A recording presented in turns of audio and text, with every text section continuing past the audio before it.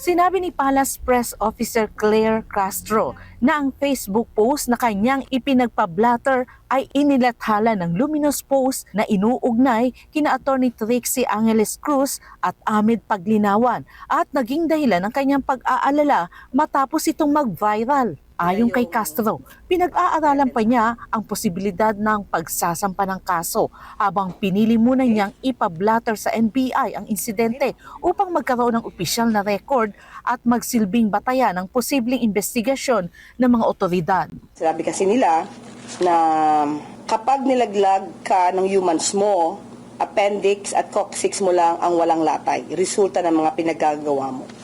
So I really have to report this matter. Because if something happens to me, at least may nakareport po yung mga taong nagpapalutang ng ganitong klase mga grave threats. Aminado rin si Castro na nakaramdam siya ng pangamba matapos lumabas ang naturang post noong Enero 2, lalo na nang mabilis itong kumalat sa social media. At the time, of course natakot ka. Kasi hindi ko naman sanay sa death threats eh.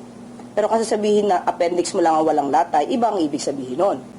Meron itong pagbabanta sa iyong buhay. So yun yung naramdaman ko. At up to now, yun pa rin yung nararamdaman ko, kaya kailangan ko na mag-report. Samantala, ayon naman kay NBI spokesperson Palmer Malyari, tama ang ginawang hakbang ni Castro na magpa-blatter kaugnay ng kanyang seguridad.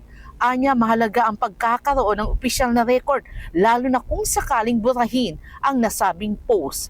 Well, it's a good thing that it was actually recorded so that the post, once it is viewed by the agents, kahit burahin mo yan, meron na tayong hawak.